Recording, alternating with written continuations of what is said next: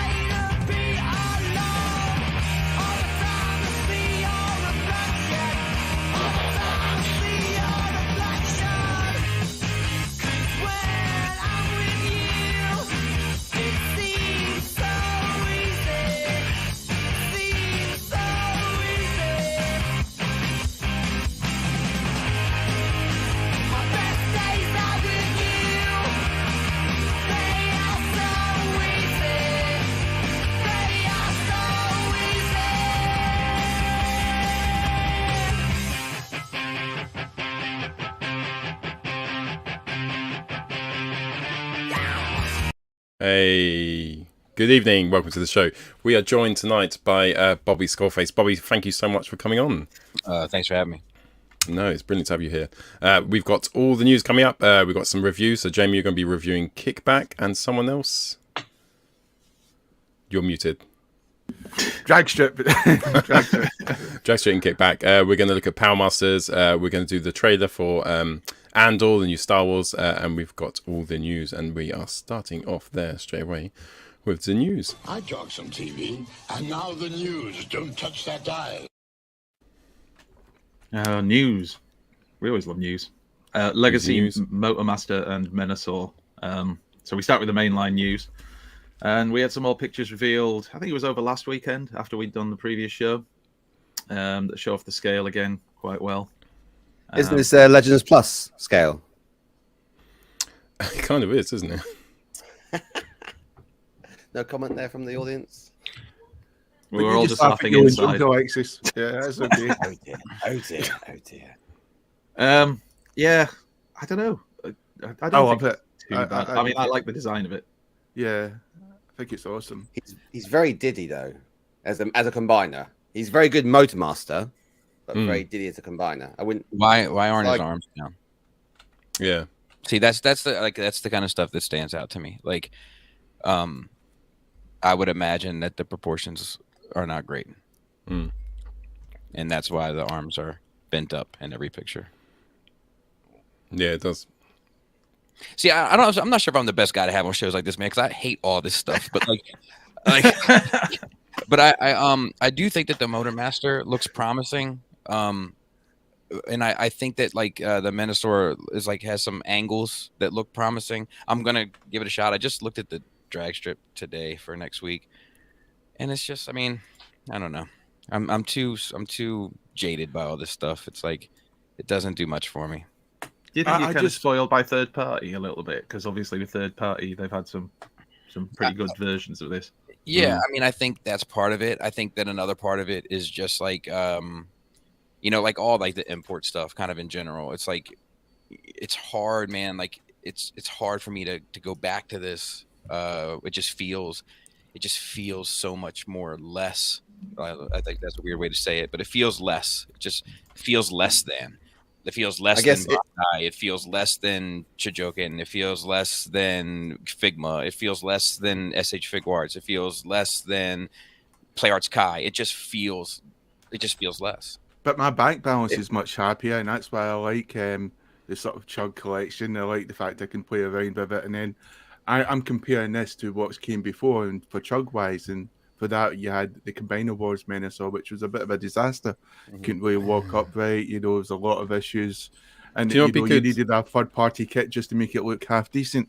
Where here he looks decent from the onset. So, but people were excited. People were excited about that then. Do you know what I mean? Like when that was announced back then, I remember saying to people, I was like, I don't think this looks good. I think, and the people were like, no, you're crazy. You're out of your mind. It looks great. We don't have a Menasor. We should have a Menasor. It's cheaper. It's like the same. It's like just history repeating. I didn't think it looked good. I thought it looked like it'd been through a car crash and then drag kicking and screaming back through the windscreen. It's a rough one. It's a rough one. And I'm not above buying cheaper stuff. I mean, I buy Marvel Legends, I buy Black Series, but it's just like But I don't know. you're in on this, Bobby. You're in on this though because you're a big fan of the stunts, though. In general, that's the Yeah. reason you're in on this, I guess. Yeah. Right? You want to? Yeah. I bought. You guys have Costco over there? Yeah, yeah. Costco? No, We do. We don't, do we? So like, yeah, these we are, do. We do. these are, Costco. Yeah. these are Kirkland socks. That's a Costco brand socks. That's cheap. You know what I mean, I'm not above buying cheap stuff. It's just it's got to make sense for me. Well, you've got to buy cheap stuff if you're buying third-party stuff. I don't need to worry about that. I could buy luxurious goods. Yeah. My kids have shoes. How it is My to kids be have wealthy. shoes. It would be interesting I though, mean- wouldn't it, if we had a discussion where have you, because like me and Alexis collect third party and Andy and Jamie collect Hasbro mainly, and we dabble a little bit. But has anyone ever gone from Hasbro to third party and then gone back to back to Hasbro? I haven't seen anyone do that. I know one buddy of mine that did it just to have like a complete collection. He did it. Guy Harrican, this good dude. But like I don't know, man. To me, money is such a funny conversation to have regarding this stuff. Like this thing is going to be almost $200. This isn't cheap. Like we masquerade and pretend like it's cheap because it's first party. This is an expensive piece. You know, You I could think get a lot you get of times, third party Z to 260 second hand as well. you know, I think a lot of times that we kind of a third party X Transbot Stunicon retailed for less money than this Motormaster. Cool.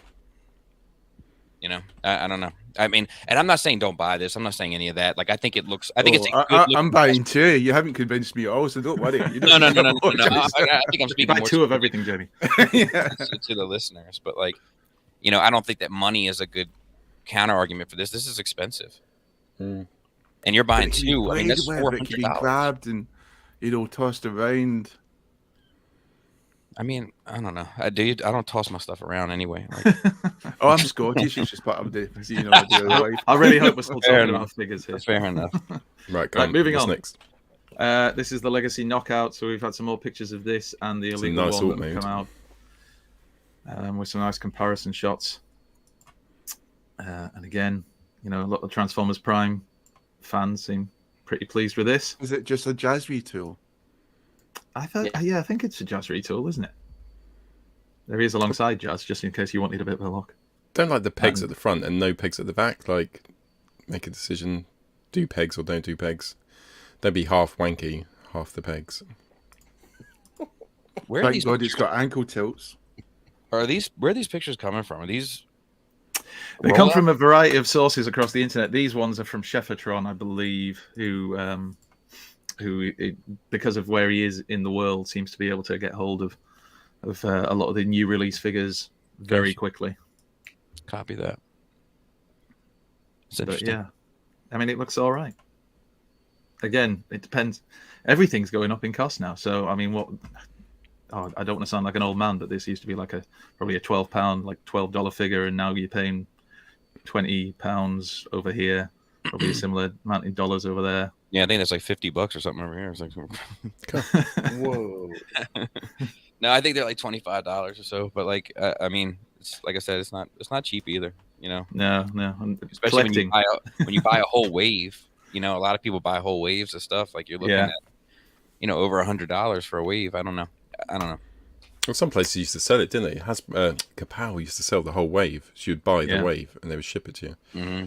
That I think because of the way That's they like get hold of Christmas, them, though, they don't sell them like that anymore, do they? Because they don't tend to now It's get a whole intermittent box of a with- wave. Yeah. You get certain figures now just sent out in the particular I box. think that's what killed my sort of like obsession. Like when I bought a few Chug figures, and it was when I got sent over the Cup, Jazz, and Blur wave together, and I got sent them the day they got discounted, and I got sent them out, and I couldn't return them because it was to Europe and it was a lot of money, and they got reduced like down. So return them. We'll give you money back, but we'll only give you what they retail. I'm like, hang on, no, that's not what. I paid like 80 quid for these.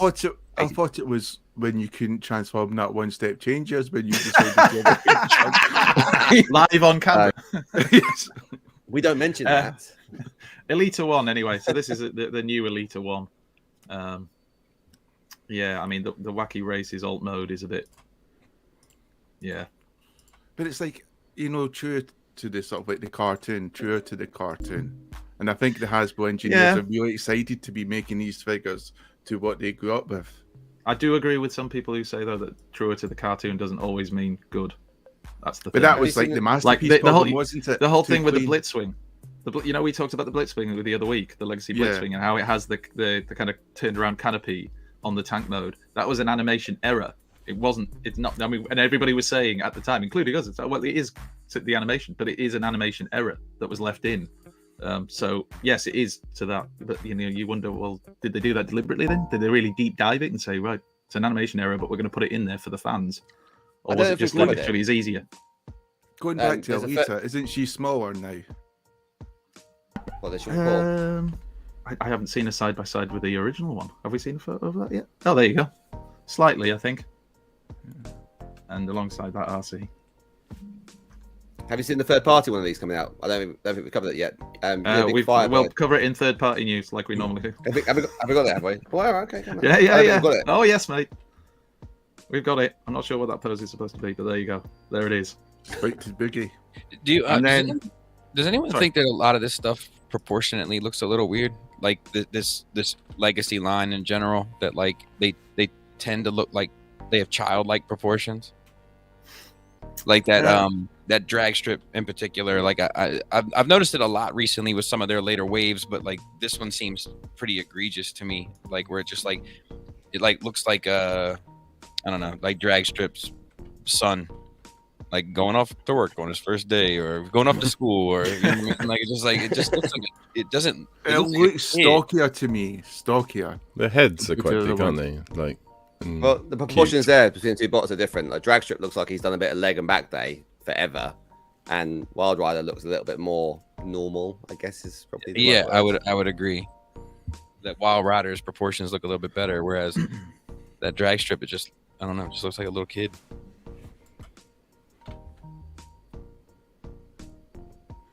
The car mode looks nice. I haven't got the drag strip yet, so I'm interested to hear But the wheels, I hate the wheels. Yeah, well, yeah. The peg. There's definitely some cheapening out going on by Hasbro for whatever reason in these economic times. This is me clutching my pearls. But but yeah, there definitely is. In fact, I think a friend of ours, Arifai, I think he mentioned that in a recent video where he was talking about QC issues. And I do think that there's an element of that if you look at some of the stuff that we're getting from Hasbro now. Hopefully, just a result of where we are. They've gone a bit crazy with the QC. They're just inconsistent, aren't they? You can get a really good Hasbro mold or a really crap one, but it's just little things like I can see his hands fold back into himself. That's becoming more of a standard with Hasbro stuff. You didn't really used to have that, did you? That was more of a third-party thing. But I think it's like you were saying last week, Paul, that's like the price point, isn't it? That's what they're stuck with. That's a price point there for a deluxe, where Hot Rod, it's the same size. They priced it as a Voyager. And so Hot Rod's hands do go back in, and then the panel comes up so you don't see where it hides. Yeah, so I mean, the size classes is now about engineering, isn't it? It's not about the actual size of the bot. To be honest, Hot Rod was a pinnacle moment that they've had recently. And I guess if Hasbro did less figures and spent more money on the figures and charged extra bit of money for them, but made those little elements like so they're all more like Hot Rod, I think they get less criticism, less QC, because they're eating the same item more, and they get a lot more, praise from the fans. Or do you just want more figures, maybe? Yeah, they have to produce a lot of figures, don't they, Hasbro? Like fucking loads, like hundreds, don't they, all the time? Which I guess fair buy don't have to do that as much. Say they produce 20% less figures and put the price at 20% per figure, but the figures were 20% better. Like there was a little flaps and everything were better. Would that not be? I don't know. Andy, then they'd just be masterpiece, really, wouldn't they? You'd be getting mini masterpiece. Right, come on. This is discussion. Let's go on with the news. I want to play the Star Wars watches from Casio. Transformers watches. Nice. Might have to get at least the Megatron one because I'm having flashbacks to childhood. Oh, but they're not the ones with the arms which come out. Like, no, they're not the transformable ones. Yeah. Damn it. These are just Casio G-Shocks that they've done, and they're going to be in a special presentation box that looks like that thing that we can see behind. There's an Optimus Prime one, Bumblebee, Megatron. I think that's I love that. Three we've seen. I love how everyone, because that's the side of the watch I always show off. Yeah, well, that's it. The bit that you can't see because it's on your wrist. But there you go. They're there. People will buy them. It's like those, funky Transformers the movie trainers. People will always buy them. And All then right, sell them Alexis. later on eBay. They were nice though, to be fair. I actually quite liked them. Yeah. But yeah. And there you go. So that's coming at some point in the near future, and people can rush out. I just prefer the watch holder, to be honest, rather than the watch. What? Yeah. I wouldn't put a watch in it. I'd put something else in it. I'd love that. Just a little for my knickknacks, my snacks, Stick some maybe. Legends figures in there. Few chips in there. That'd be dips. And then Legacy Clampdown, which has kind of been leaked because somebody's got hold of a copy of it, as is usually the way. Which is just, it's the Sideswipe mold again, but now repainted as Clampdown. So. And who's Clampdown? He is an Autobot that happens to share a very similar body type to Sideswipe. And beyond that, I'm not 100% sure. This is the mold that keeps giving, isn't it? It just constantly keeps giving. Few There from we go. Seekers were getting remade. And Yeah. they There we go. got this mold. Clampdown and what's They're his like name? phoning to car up. Is there like any fucking random fort you had in like 1981? We'll take that and we'll reproduce that. Corden. Countdown the Corden. There we go. Yeah, we get a lot of that though back, don't we? We're getting a lot of random repaints that are from something that is like, totally out there, but To be honest, though, so they can make money Clampdown off the Corden sounds mold. like Clampdown the Corden sounds like Turner and Hooch, or two Cagney and Lacey, or don't know. To be Right, fair, keep though, it's the going, same more thing in news. third party, isn't it? Do more You know, news. New Age and things like that. We always get tons and tons of repaints, all the different flavors, as Cool. Gav and Luke would say. So there you go. So that will be coming out at some point, and I'm sure we'll have it officially confirmed at the next Hasbro event. And then we have from the Rock and Roll collection, isn't it? It's Leadfoot, based, I believe, off the Siege. Is it the Siege Mirage version of this? Yes. And there you go. And again, this was from Sheffatron, who's managed to get hold of a copy of it. And I shall say no more than that. I thought this was a Mars crossover the first time I saw it. It looks like the Mars car, the Mars race car, in season 2. The Formula 1 car. I only like Transformers. No, I used to Liar. Anyway, there it is. It's there. It's, yeah. If you're into your wreckers like our friend RJ, you will be very excited about this, I'm sure. But I still think it's a lot of repaints, basically. Oh yeah. Cool. Oh, That's that's right. next. And then this is Spindle, which is the one that comes, I think, with the new version of Impactor we're getting. I think it comes in that 2-pack. What is that? Exactly. It's one of the fossilizers. Or at This least isn't real. retold. Oh, this is. Oh, We've this been is living real. this. This is real. No, this is I am No, this is proud what to you say get. I still don't own a single fossilizer, and No, I am very happy. Bobby. with This that. is what McDonald's are now doing in the Happy Meals. You said fossil. This is one of many fossilizers. Oh yeah, several of them from the mainline fossilizers. They appeared. Was it in Kingdom we first started seeing them? Oh, they won't stop mm. either. Yeah. Yeah. and You it's can like, combine them into a bigger. They are a apparently bigger a combiner. monstrosity, which Yeah. you won't like. And What the they're like fuck? Warlords. Look at that for a head Buck sculpt. 2. There you go. And the colours are just And like. you just can pull them crazy. apart, Bobby. No, you Oh. You can't. can use them. I'm as, gonna like, pull them apart. All weapons. right. Impactor looks so much better now. He's got those I know, isn't bones that on great? him. I must Even look my out. like 8-year-old me would have been like, nah, that's not. I don't get the not fossilizer thing. real. Is it? Anyway, Do but you there know it what? is. I've just That's had the an mainline epiphany, right? news. Because technically, Cool. Fossil was a rock, so this is just Transformers version of Rock Lords. Oh, nice. I just said that. I Like can't 3 remember how many times. times you made that Oh, joke. okay. Right, let's do Alright. some third-party news. Yeah, let's do some third-party news. Why the I hell thought you were. not, eh? I thought you were a voice in my head, Jamie. Sorry. So, Alexis, What's this this? is an add-on kit for the Fortress Maximus, isn't it? It is, although I don't know who does it because It says it there. It's just in Does it the. not say here? Brilliant. somewhere. Yes. So, And then, is sure, it yeah, that's Ratchet's Operation Studio? So is this? But it's free. This is 3D printed, isn't it? Rather than an actual kit. I haven't seen this. I Actually love the way available you're on- asking me when you shared it. No, I shared it. just- Sorry. no, Oh, did, was no, it I you? shared it. Sorry, No, I I do shared it. apologise, Alexis. So Is it 3D printed? then? you can buy most third party, even some of the 3D printed kits from TF Safari, but I haven't seen this listed anywhere. So I'm assuming it's a 3D printed kit, like Funby Studios. It looks like it's a soft mold. It doesn't look like it's factory produced from the soft palette of the colors.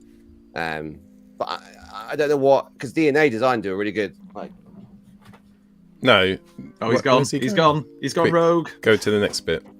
Go on, I'm What's moving the next on. bit of news? Oh, what's he? Oh, Move on. DNA do these, right, which gives you better hands, better guns, better feet, like foot rockers and stuff. So I'm a little bit confused what that kit does. It doesn't add any value to me. I couldn't see it. It has a bit of height, but he's pretty big anyway, so it's like.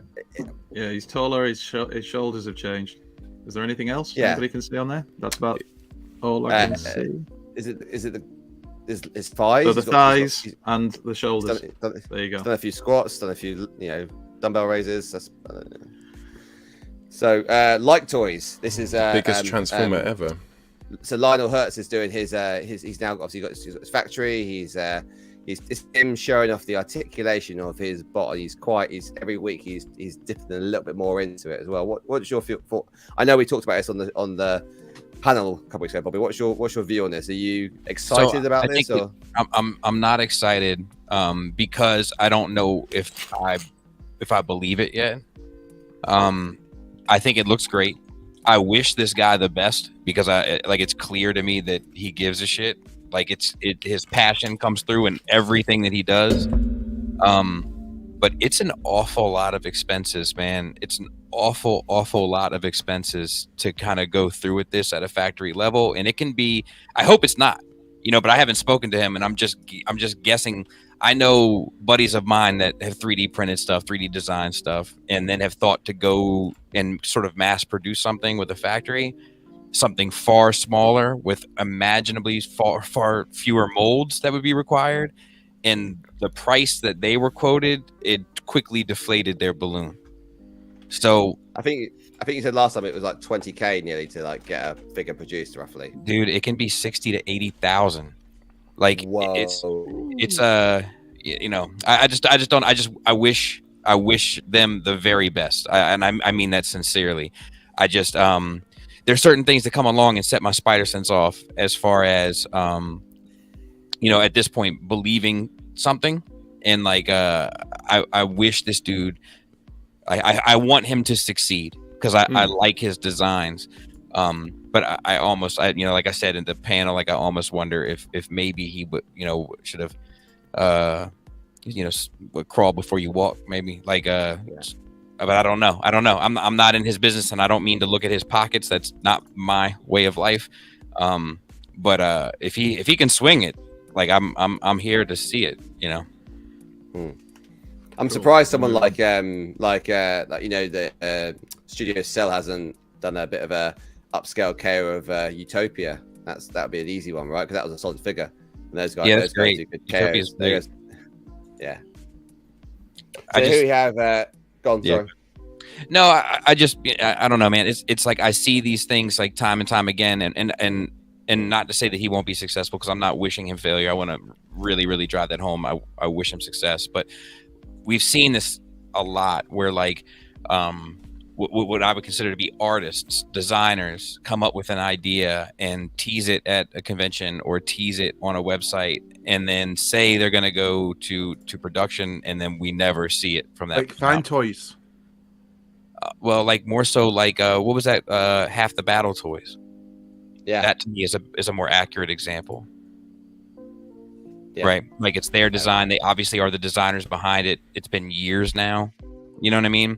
Because they're operating independently, and just like anything else, like it's hard to be independent. You know what I mean? Especially when you're not in China, you don't know the language, you don't know the politics, you know what I mean? Like it's there's a lot of challenges and hurdles to overcome. And is that where the factory is in China? I would imagine. If it's not, I mean, you're looking at even higher prices.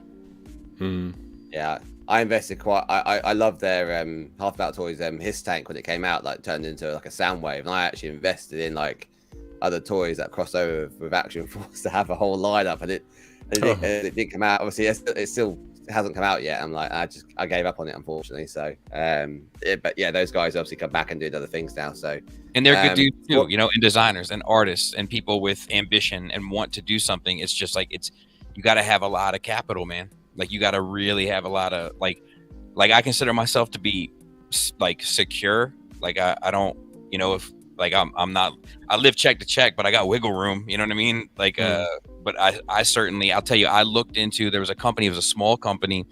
They had their own factory. They had a seeker mold, and it was a Legends class seeker mold. And I contacted them to try to do an exclusive for a convention that I was working.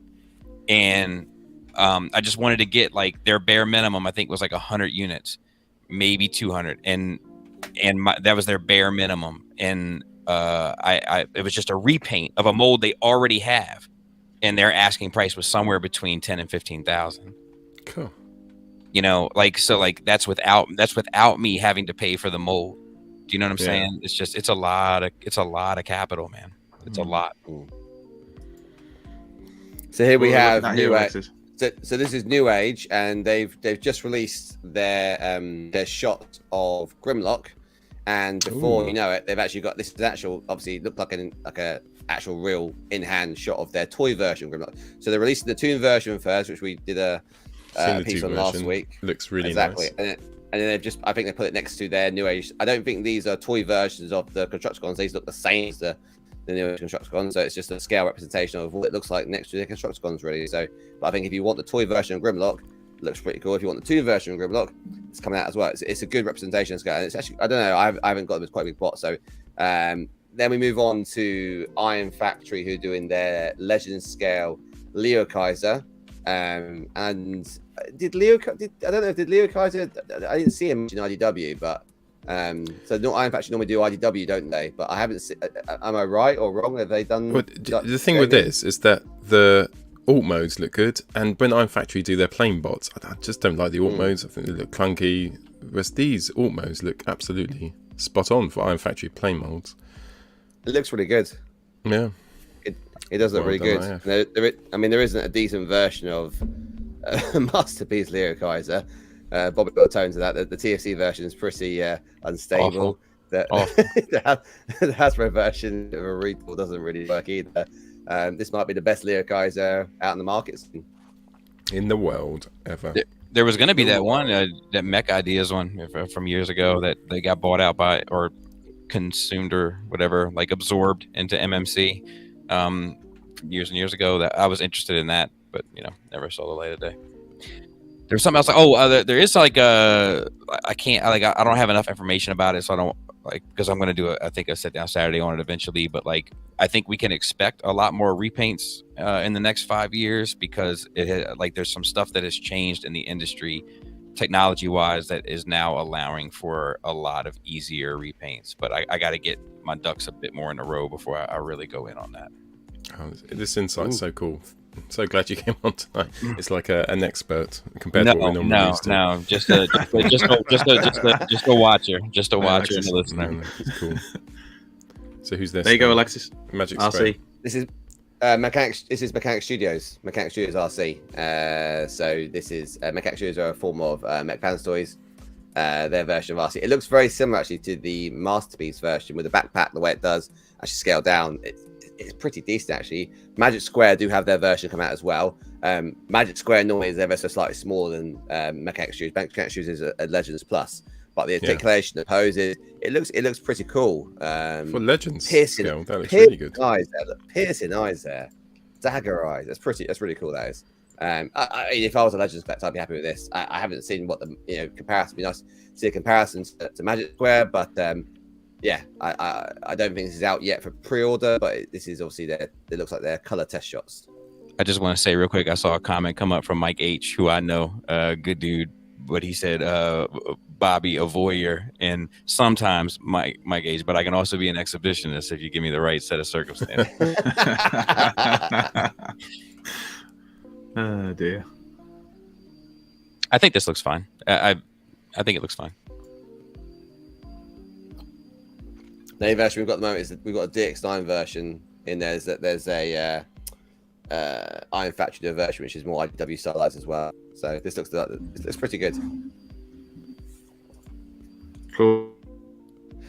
Then a bit of a change of tact here. I want just to share this because this is like a crossover of Ninja Turtles. I'm trying to think who's doing this actually.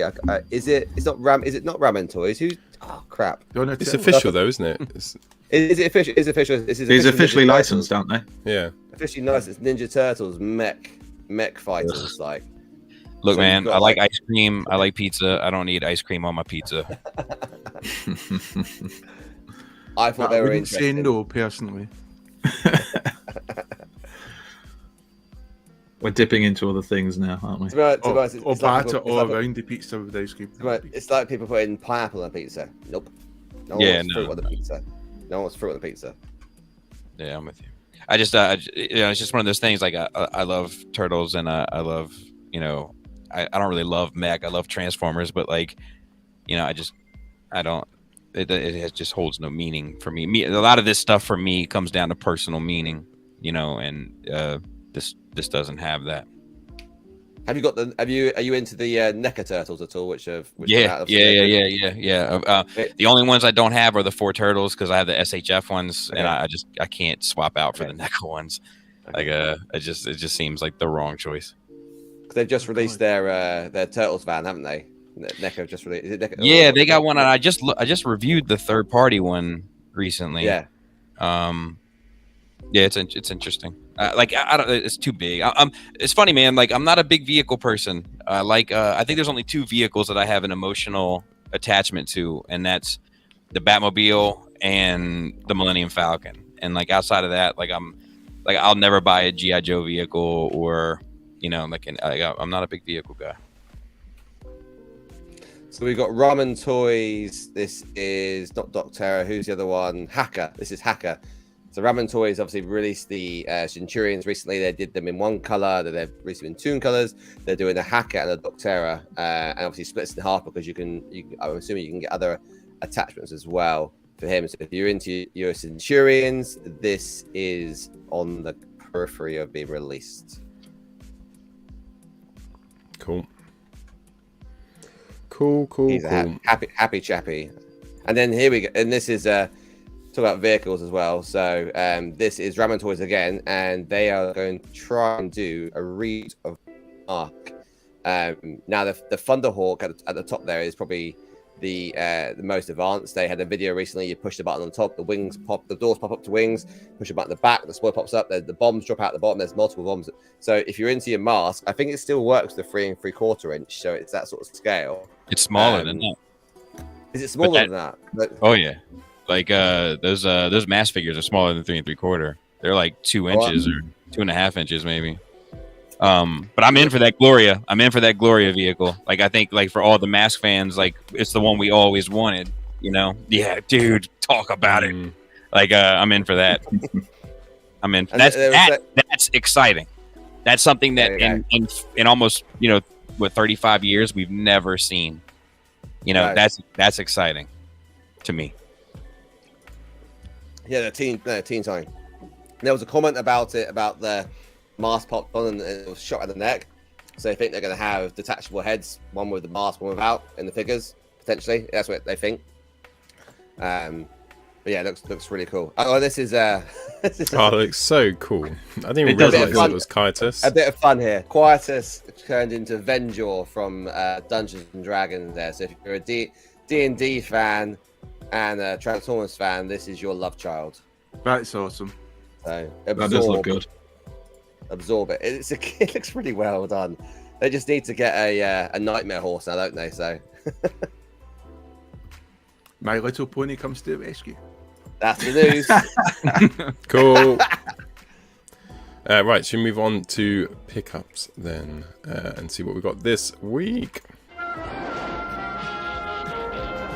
We now return to the Transformers. Jamie, do you want to go first? Or Yeah, Andy? yeah. Cool. Oh no, What let did you Andy get? go. Okay, Andy, you go first. Oh, I'm going first. Sorry, I was miles away. Well, I haven't got much, so I'll do it nice and quick. No Transformers this week, but when we were visiting family last weekend, we went in a little toy shop in a tiny little town called Wetherby, and inside there, I found a lot of Power Merman. So I decided to pick that up to go with my small Masters of the Universe collection that I've got going on right now. So I love his goofy little face. Oh, I'll get some of that. And then the other thing I'm hoping to be picking up soon is Dragstrip. And so hopefully that'll be arriving soon because I haven't got my Dragstrip. But I do love my Kickback. Simple as it is, I do like it. But I think I know you. A bit more from Jamie. You love your drag. Is that everything, sir? That's it. Just before we carry on with the rest of it, I had some news. I forgot to say it. So Greg told me to announce that next year, so in 2023, the Transformers UK convention will be going ahead, obviously, and it will be, I can confirm, it's news, it will be in the Strathallan Hotel in Birmingham, where it was last year, where Bobby, you joined us a mere couple of weeks ago via Video Link, and yes, it'll be back. There's some amazing guests we're going to announce. Some of them have been told to me, but I'm not allowed to say yet. So there'll be some really cool guests from Transformers Kingdom, and the Strathallan Hotel. So I think we're going to do a little announcement every single week on that convention, but it's super exciting. Cool. The other news, which I also forgot to say, was there's a new Star Wars trailer for Star Wars Andor. I just wanted to play that because I do love Star Wars almost as much as I love Transformers. And here we go.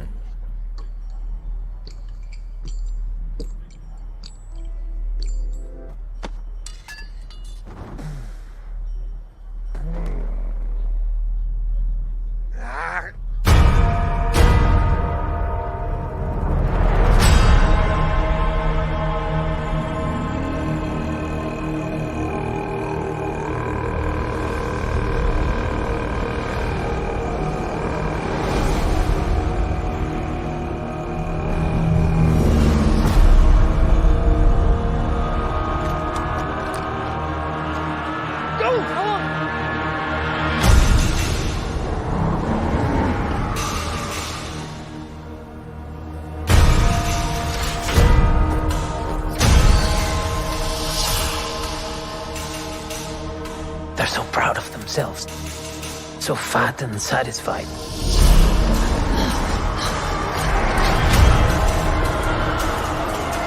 They're everywhere. They're watching me now.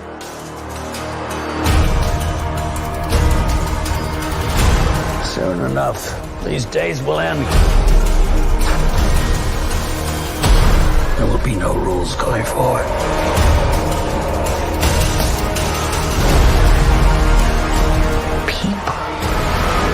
Standing up.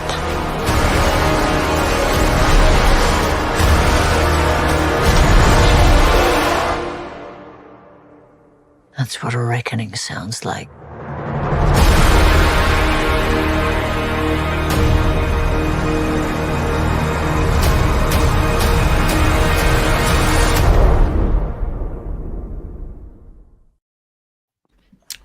Well, there we go. I don't know. It kind of looks good. It just looks like lots of people, loads of people. Someone was. They're not giving anything. That's they're, good. they're not giving it. They're not giving anything away, are they? It's like they're keeping it all in, like keeping everything they want to keep. Like, cause I think with Star Wars, it's like planet hopping, isn't it? We go from planet to planet, to star. This seems really focused on one place. It looks political. It's a bit dramatic. Bobby, I know you're a massive fan of the I am. I have a very complicated relationship with it as of late, but I love Rogue One. This looks good to me. This looks good to me. I enjoyed the first 2 episodes of Obi-Wan this morning. It at least looks interesting to me.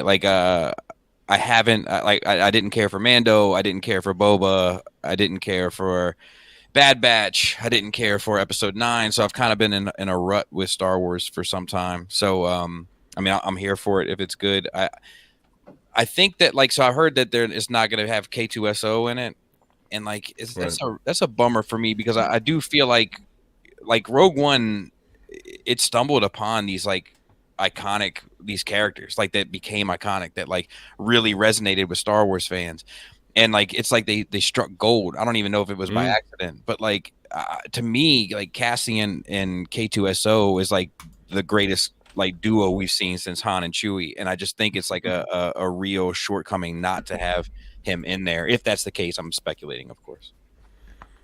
No, Rogue One was absolutely amazing. Yeah, I love it. For me, as a film, one of the best. Did you like?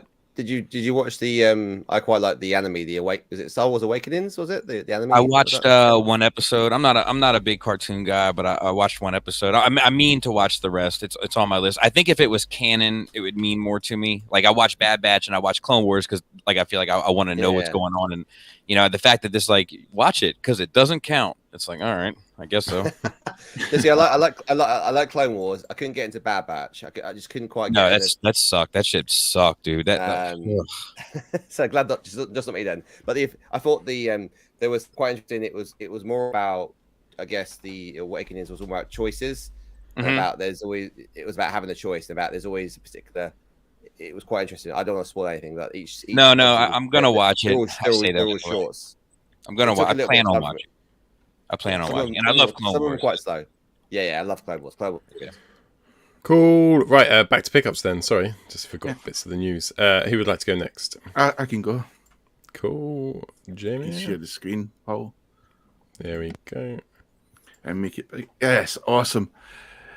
I like Andor. I think it looks awesome. I like the guy beating the drums, so it's got me sold. Now, this is Kickback. Transformers Legacy Deluxe Kickback, and it's a great photo, mate. Oh, thank you. And out of the Insecticon trio, I think Kickback was given the short straw, isn't it? Because all he can do is, well, the other ones have got like mind control and can control electricity, and he can kick things really hard, and jump really high, which is really useful since he can fly. So, but yeah, here we've got Kickback, and there's the sort of G1 cartoon version of Kickback, which we all know and kind of love. And I think this is what's going into the design of these things. It's about, the animators sort of build engineers living their dream and getting the toys they'd always wanted. And he's a bit too accurate to the G1 cartoon. But there he is, in a nice, wonderful color box, wonderful artwork. It's normal, it's nice and secure. Though it's windowless, no plastic there, but they have like the plastic rungs, so they'll need to sort that out.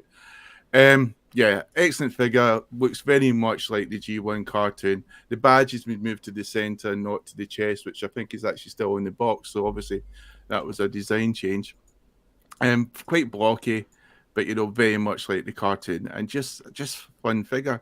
The blades are quite cool, and there's plenty of ports where to put the blades, so you can put them in the hand like swords, which I prefer. You can put them to the side or even higher up in the shoulders. So I like that. It's plenty of locations. You're not limited. And he's just a fun figure, He has got ankle tilt, but yeah, he's just like very articulate, easy to pose, and a big Insecticon. I think for a lot of Chug fans out there, I think some people are put off because maybe he's too big. They wanted a small Insecticon, very much like the Titans Returns or the Legends Insecticon. But me, I personally love it. I love the robot mode. Maybe I should say that. There he is with the original Legends Insecticon there, Kickback. And there it is in bug mode. See, this is the thing, the transformation's quite simple and it is very cartoon accurate, but there isn't much to his transformation. All the other Insecticons are much more involved. With him, it's basically, he's lying on his back, really, and the legs come out, and that's it. The head turns around. It's not much the transformation at all. I do like, having the blades on the legs, but I do prefer having the blades on the wings. So there's little wee things like that they've done, to make it much more interesting. But Ben, I'm just not too impressed by, I think it's something with the Legacy they could have updated like they've done with RC and Bulkhead. They could have tweaked it, give it a full axe like an Insect has, something like that. They could have done like the original Legends version. So there's there with the Legends version. There's there with the original G1 Insecticon Kickback. But yeah, fun figures. There he is with his best friends from the movie, Hot Rod and Cup, who he harbours no ill will towards. There's another sort of photo of just trying to create a jump effect. Didn't really come off, but I was trying it. It's pretty good, dude. It's a fun figure, for posing. For Chug collectors, to me, it's like I've often said, like mini masterpiece either. A lot of the engineers are trying to do things and make these figures much more posable, like a lot of the masterpiece figures at a sort of obviously Chug price point. There he is, sort of sneaking up in Silver Streak. But yeah, I did have a lot of fun with this figure. Bug infestation. And I did like making the set for this. And now we have Dragstrip. And now I know Bobby wasn't too keen on Dragstrip. To me, I didn't hate it. I didn't hate it. I wasn't. I don't think it's great either. I just liked it. I mean, compared to the Dragstrip I had before, which I just... Oh, he was. I hated Combiner Wars Dragstrip. Yeah, I just... you know, but there's the G1 cartoon Dragstrip, you know, and yeah, he's a pretty cool figure. A bit chunky. Again, you know, and he's nice looking. All round, you know, he's just quite a solid figure. And I know it's not. It's probably more by accident, but you know, he doesn't seem that gappy at all, and he's quite. You know, the ankle tilts don't look off. You know, a lot of poses you could do with this figure, and there he is with the original Combiner Wars Dragstrip, which I just detested. Although I did like the alt mode of the Combiner Wars Dragstrip. Good height. There he is with the Insecticon, about the same height as they are, a bit more chunky now, a bit more squashed. It's almost like someone heavy's just sat on him a bit now. And the car mode, I do think is sublime. The only thing I would say is the back of the car. It just doesn't seem to line up that perfect. Everything else, you know, rolls fine. It's just when it comes to I've forgotten the name, you know, the wing bits at the back, they're just the spoilers. You know, it just don't. Yeah, they just don't seem to line up that perfect. But it is pretty and it is good, and it's very much like the cartoon, and I think that's what gets me excited. And it's something yeah, it is. No, it isn't. Well, it is when it comes to the wheels and stuff. I mean, obviously, like, the alt mode is. Yeah, but not the robot mode. Oh, the robot mode is closer than it was to the Combiner Wars. So to me, it's like we're edging forward all the time. And I'm just thinking, my God, if Chugga like this now, what would it be like in 10 years' time? When you buy it again, like that's my issue with this stuff, man. It's like all they need to do is do one little thing a little bit better, and like people just jump and buy it all over again. I know, but I always, when you see the engineers and you see how excited when they can add something extra because they've got the money, it's like they're limited by what they're allowed to play with. So I'm just hoping in future, but you know, like the Studio Series 86, like things like Hot Rod and that start to, you know, make them realize maybe they can start to do something, you know, push the boat out more, ask a little bit more, and you know, the fans will happily pay. Buy it then. And it is there with some of the other cars. It is there with Bombshell. Music is funny, man. Who plays the music? That's me. It's not actually me live DJing. Paul. Dude, it's as above, so below in here, man. It's a new feature they've got on StreamYard, and I'm utilizing it. I won't lie. I've had 2 Baileys now. I quite like it. It's a mellow pod y'all got, man. With the smooth grooves and we call this, Bobby, we call it the cheese zone. When Paul gets his late night wine and cheese out, it's that's right. This is our Friday night, Bobby. Yeah, if I'm going to spend time away from the wife, I'm going to have a bit of cheesy music. Yeah, you better. You guys are all getting a little cheeky on here. I understand. You give it 10 minutes. So this is just Dragstrip finishing up. That's a really good photograph, Joe. I love that. That's a good photograph, Jay. Awesome. That one back there, yeah. Yeah, like that. Little smoke tire. Yeah, I mean, I had fun with this figure, and it was good. I was trying to do a speed thing; it didn't really work. Oh well. It does work. It does work. It does work. And I like that, the old flash dance. I love that. and there's Snake Eyes, a G.I. Joe figure that just shoved there in the same set. Cool. And there's the setup. So I know some people sometimes like to look to see what was going on. Still love those what DVDs. I love is, well, it's amazing, right? You have this many cameras here. You should see his bedroom. There's like twice as many lights and cameras. It's a secret. No. Oh, sorry. Cool. Oh, you made.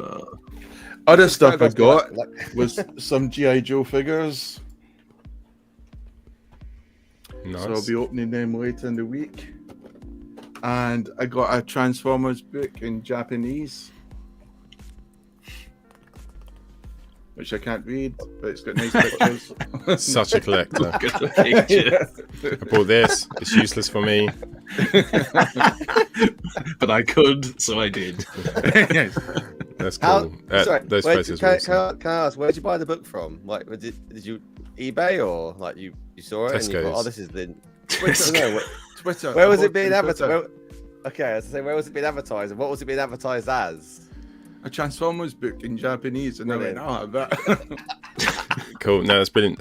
Bobby, did you get anything pickups you want to share? Or I are you got, saving for reviews? I got Super 7's Prince John, the Robin Hood. Oh, you Prince John, you guys should be familiar. Yeah. How many And ties? and I got Super 7 Pinocchio, but I haven't opened it up yet. I got McFarlane Toys Swamp Thing. I'm not sure why, but I got it. And I got what the fuck else did I get? I got Gremlins 2, the new batch Brain Gremlin, the smart one. I always liked him. Come with his little gun. You know what? I haven't even opened it up yet. I haven't opened any of this stuff up.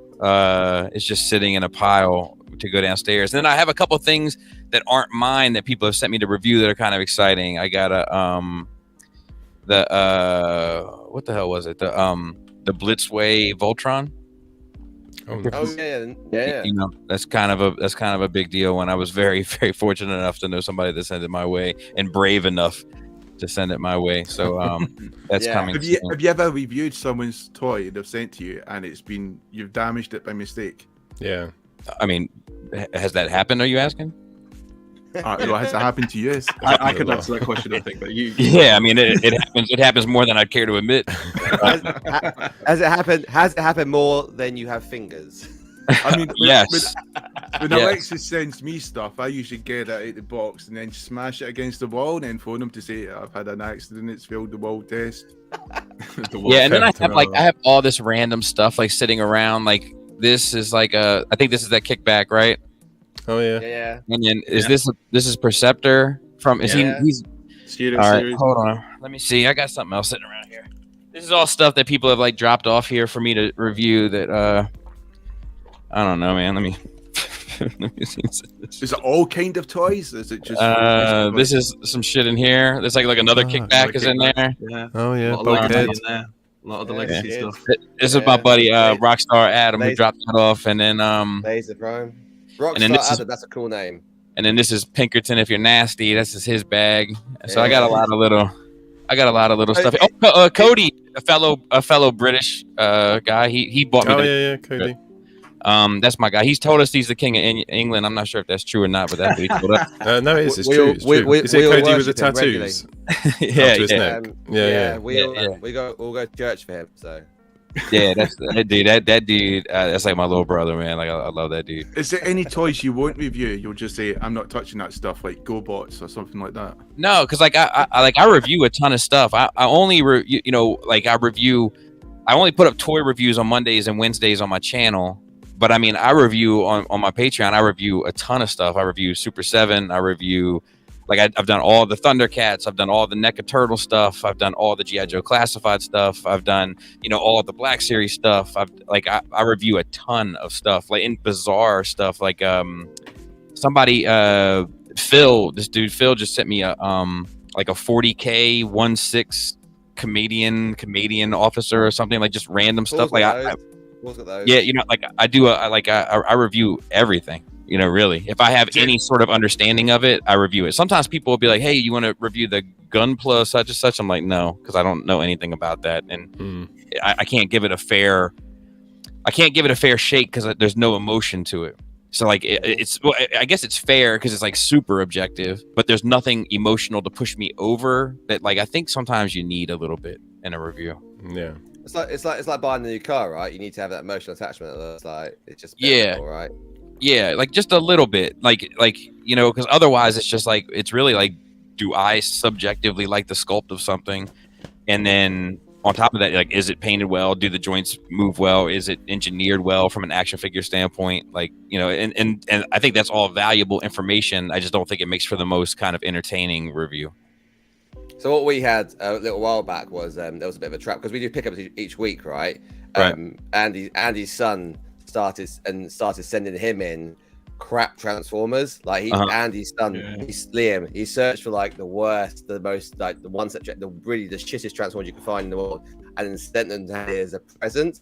So he'd open them on the show and review. And we called it was a thing for about 6 months. We did crap Transformer corner. His son was sending him the worst Transformer in the world. What you could try and find at a shop, and Andy had to review it. So I guess do you ever feel like someone might try and set you in the same way, like trying like, here, have this? I mean, I feel that way with some of his Legacy stuff. Them fighting words. I mean, I feel that. I feel that way. I wouldn't say to him some fucking sex toys. Like now, that's what you're going for.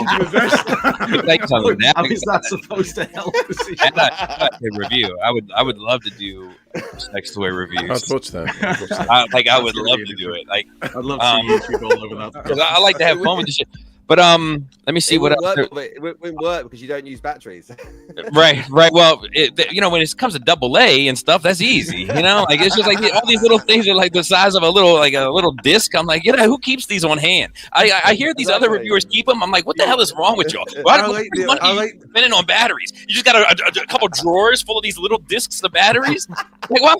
Like, you know what I mean? Like, dude, the fridge better be stocked if you got all these batteries on hand.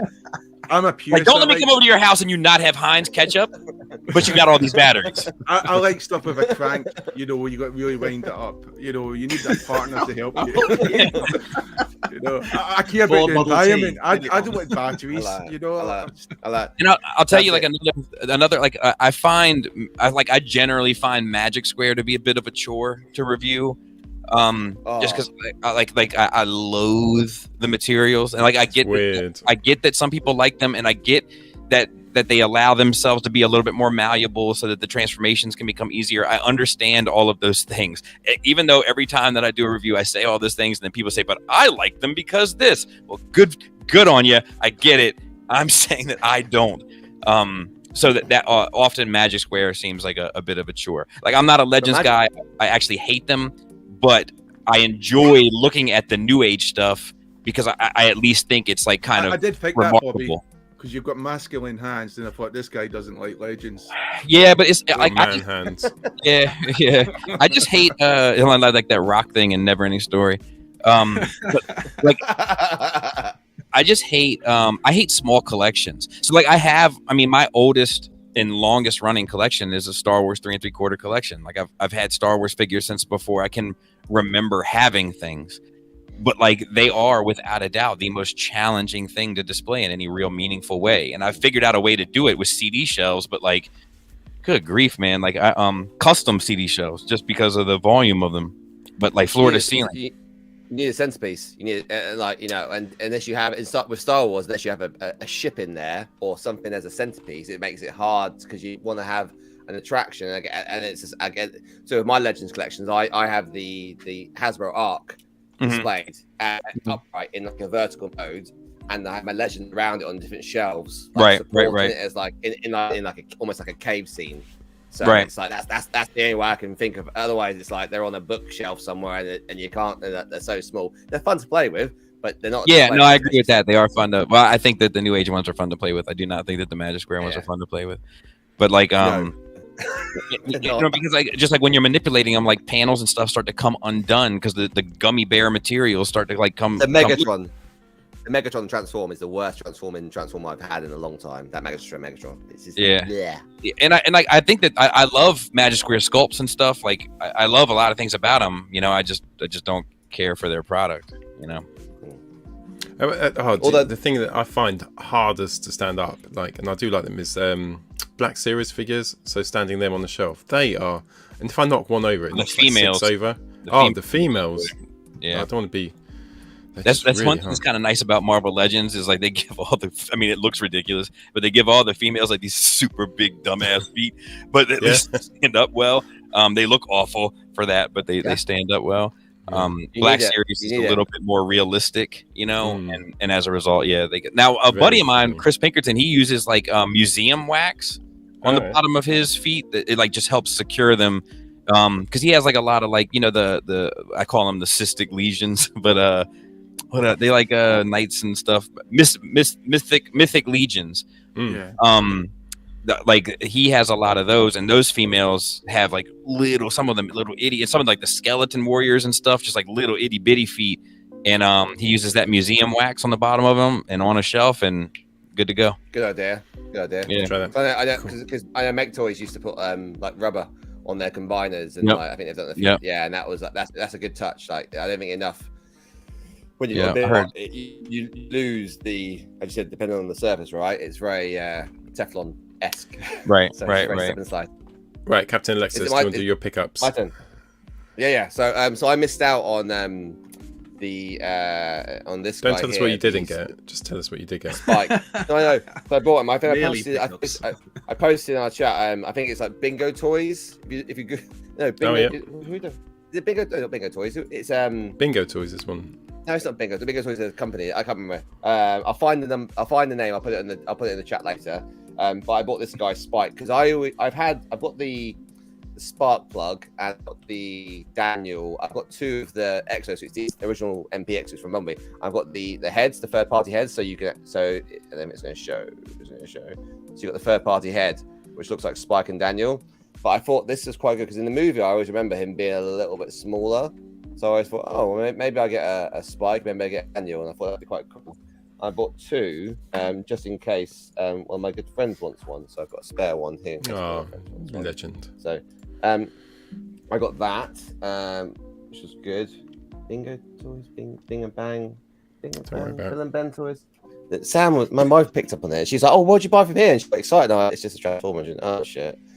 She thought it was like the name. This is DX9. Did I show us last time DX9 Galvatron?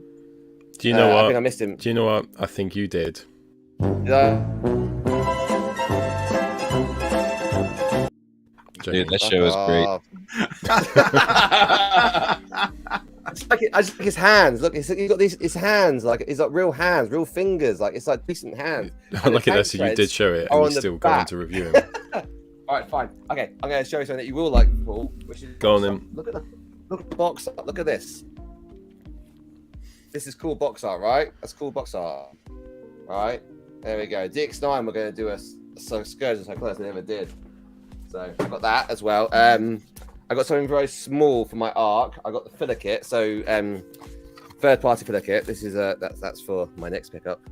Awesome. That's from. Which is lovely. It's the filler kit for the arc. So I've got one to go on the backside panels, and this is to go on the sort of the mid side panels. There's gaps in the Hasbro arc, so this makes it in the arc mode complete with guns and cool. Filler kits. So I got that from TF Safari. Have you ever transformed the arc? No, I want to. I don't like this robot. I'm not for the arc. I bought the arc, so I bought it. It looks good as an arc. So. I guess it's tricky, isn't it? Not being one step. But Unicron looks good as a planet. Yeah. It does. We don't. Go on, keep going. Talk about Unicron. I mean, you're quite lucky, Alexis. Most of the stuff you buy looks good in the exact form it comes out the box. or still in the box, which is a lot of stuff. Still, don't talk about that. Your internet's a bit wanky. Is it just me? No, he keeps cutting out. It always happens when he has difficult questions like transforming Unicorn. Yes, instantly asking for transformation. All of a sudden, his Wi-Fi goes shaky. Push the button now, Sam. Push the button now. Right, we'll go over to Rohan's corner. I got. Fuck off. Didn't you get something, Paul? You keep disappearing, Alexis. Yeah, because it's not. Yeah, so we'll do Rohan's corner, and you can reset your router. That gives us about 5 minutes. I need a Wii as well. So. What do you have women reset it? Right, last one. Go. Right. All right. This is a long one, by the way. I got the knockoff version of Kara MP44 Prime version 3. Wow. So I don't know what version 2 did. Version 1 was a 1-for-1 replication of Prime, which wasn't as good in the sense of quality of it. You could tell in the joints and stuff, which is this version here, by the way. With backpack on, but the difference is is obviously if you take this backpack off, and these light up, by the way, if you want to light them up. See that it lights up. Do you know this is actually really beautiful and If the you best If you stuff take you've this done off, in weeks. and you can see, shut up. You see this. But the video Right, is shit. but- You can't see But, fuck but all. look at the backpack. They've changed the backpack. They've changed the backpack. Save the world from the evil Decepticons. And it- The and then, heroic fucking Autobots are led by hell. Optimus Prime. What? He's more than meets the eye. Transformers. He's a Rohan in disguise. Rohan, who is this guy? Rohan, the one and only Rohan. Hello everyone, thank you to my show hordes. Welcome back to the corner after a monstrous TF UK Con convention, which you will have all experienced, whether that be in person or virtually with us here on the show, and I hope you enjoyed it. I am still recovering from that monstrosity, bone-faced idiot who came along with us. I hate that guy. And at the same time, I'm sure most of you are still getting over your hangovers. But I thought I would do a little review of the day myself. Not like Boneface and his video diary.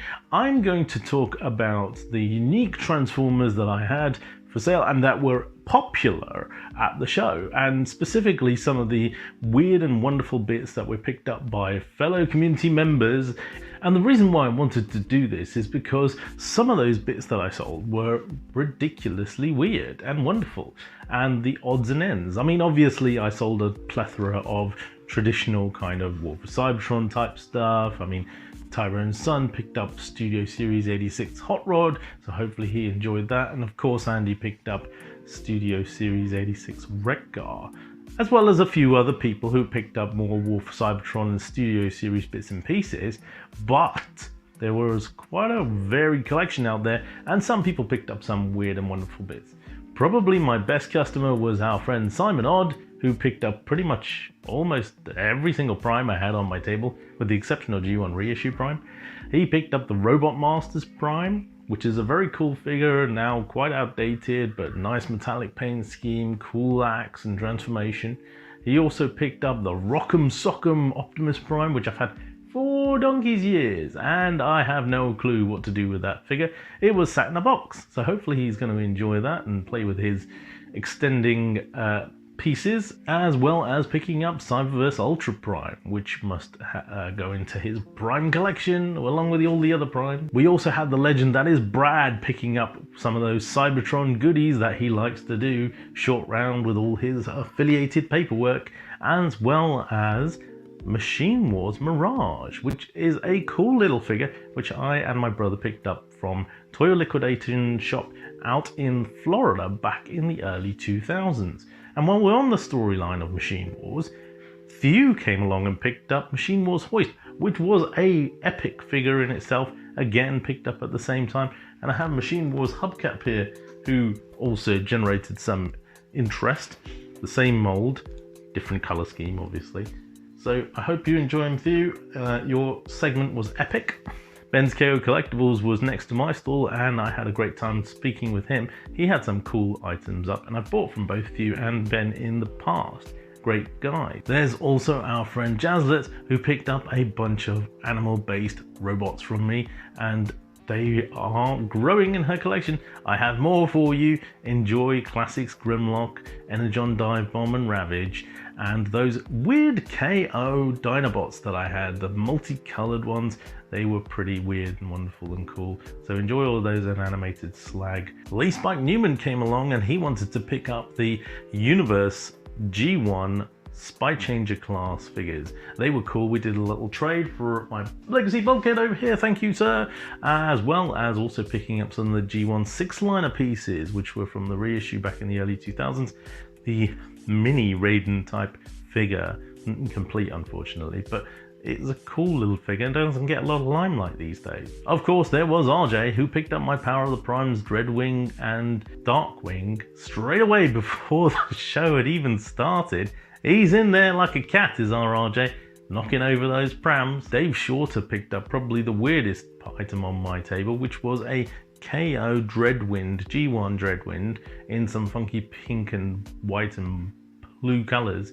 It was a bit of an oddball, but it was a cool little figure, apparently quite rare. Sam Leslie and I did a trade for some of his GoBots, and he picked up some of the Micromasters that were in my collection.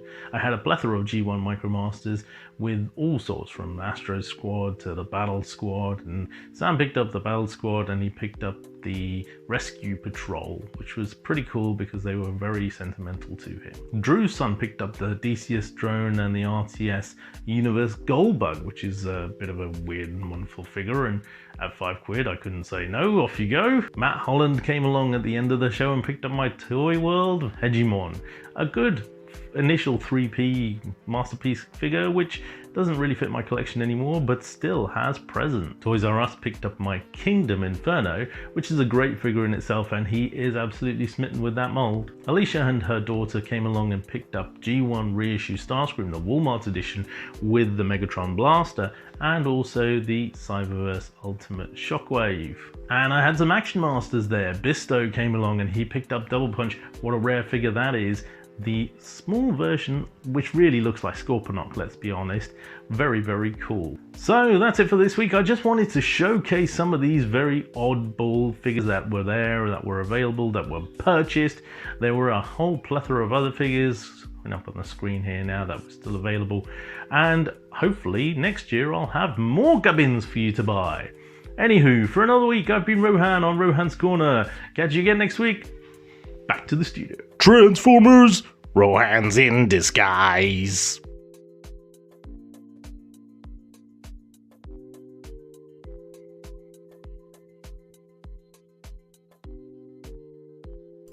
Sorry, I was just getting in the toilet. I had to run back to get to that. Right. What were you doing? It was just a wee. Was it number 2? Sure, what? So I'm drinking Bailey's tonight. So we ran out of wine, so I'm drinking this. So slightly drunk, and I feel quite Christmassy. How much have you drunk? How much have you drunk? I've had so 2 far? glasses, which isn't that much, I don't think. Well, how much is left the bottle? 4 bottles of beer, and I'm fine. Cool. Right, Bobby, if it's okay, we'll go straight into a discussion. Yeah. Whoa. I haven't finished doing my review. We'll do it next week. Well, it's the comparison. This is the difference, right? Is I was saying that the version 3 of the. It's cool having this on this week. You just kick it. Just he must learn his lesson. Can I just say, Bobby, it's really nice to meet you. I was really nervous for the first hour, but after 4 bottles of beer, I'm fine now. Oh man, I'm always I'm always reluctant because I don't like just being the negative guy. There's things that I do love and I am excited about, but a lot of them just aren't featured on this show. So glad you joined us. Yeah, but I'm happy to be here. But I have to tell myself don't be the black cloud. Don't be the black cloud. Don't be the black cloud. I'm Scottish. Scots love to do that. We are always negative, contentious. It's our birthright. Yeah, I mean, I can be positive. It's just not about this. I mean, we supported the crucifixion of Jesus because the Romans had to uphold the law, and it gave jobs to carpenters, which Jesus, would appreciate. Being a carpenter. Scots heard about that, did they? Yeah. So we'd love to take questions from the chat. So there's a few people in the chat. So yeah, questions for Bobby. Go for it. I've got a question. Starts off though, just sure. From your point of view. I've been to America a couple of times. Love it. In England, we seem to have a really good Transformers community. In that we have I'm a bit of a geek, so I love Star Wars and Star Trek and stuff. And the communities they're great, but the Transformers ones we just get on so well, don't we? We stay together in hotels, conventions, having beers together. Conventions. Especially the UK community. And it just seems everyone gets on. What's it like over there, combined with the compared to the Star Wars community and such like? So I think there's 2 different types of people here when it comes to this stuff. And one of them is just all about the toys.